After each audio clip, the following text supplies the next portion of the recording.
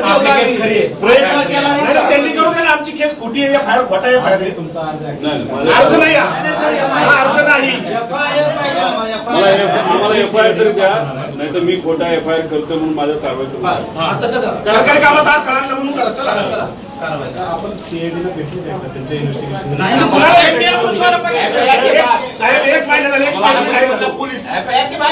एक महिना झाला एक स्टेटमेंट तरी आले सीआयडीचं. बरं आम्हाला सांगा, सीआयडी बरोबर तुम्हाला माहित नसेल कोणाला बोलवलं सीआयडी नाही.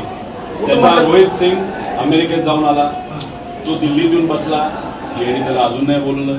VK सिंग जो मालक आहे त्याला अजूनपर्यंत बोलवलं नाही. त्याच्याजवळ मेंटेनन्स करणारा महाराष्ट्रात बसणारा जो त्यांचा माणूस आहे त्यालाही अजून बोलवलं नाही. CCTV बद्दल फक्त इथले गोळा केल्याने त्यांनी आम्हाला कळालं.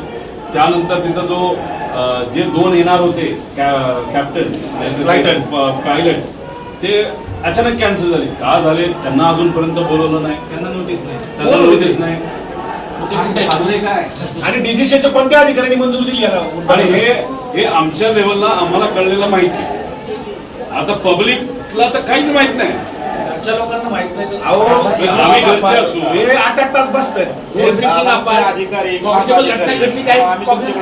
गव्हर्नमेंट प्रेझेंटेशन दिल्लीत दाखवले, मुंबईत दाखवले, ते मोगम नाही साहेब. आणि ठीक आहे, मी प्रेझेंटेशन केलं, चुका केल्या, मला काउंटर पण केलं.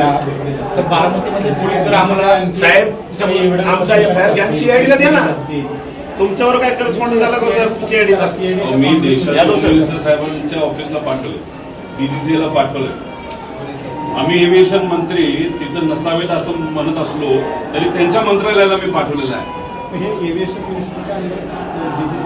त्याला VSR कंपनी जी आहे त्याचे आणि त्या DGC जी पार्टी आहे त्याचे जे प्रमुख आहे त्यांचं कमर्शियल रिलेशनशिप आहे.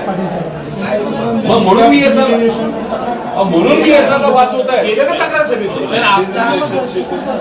VSR म्हणून वाचवत आहे. आणि मग आमचं म्हणणं तुम्ही त्याच्या VSR विरोधात एफआयआर घेत नाही, तुम्ही सुद्धा वाचत. आणि चालू तपास जे सांगताय तुम्ही साहेब त्याच्यामध्ये अँगल कोणता आहे? अपघात आणि टेक्निकल.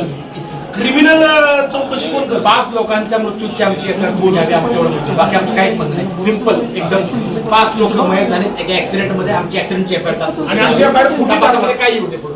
नाहीतर सीआयडीला वर्ग करा.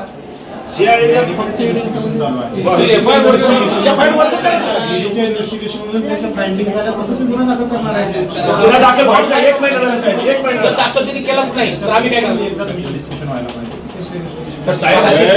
सीबीआय मध्ये आता आपण बोलतोय, आता आपण बोलत असताना 7,000 पेक्षा जास्त केसेस प्रलंबित आहेत.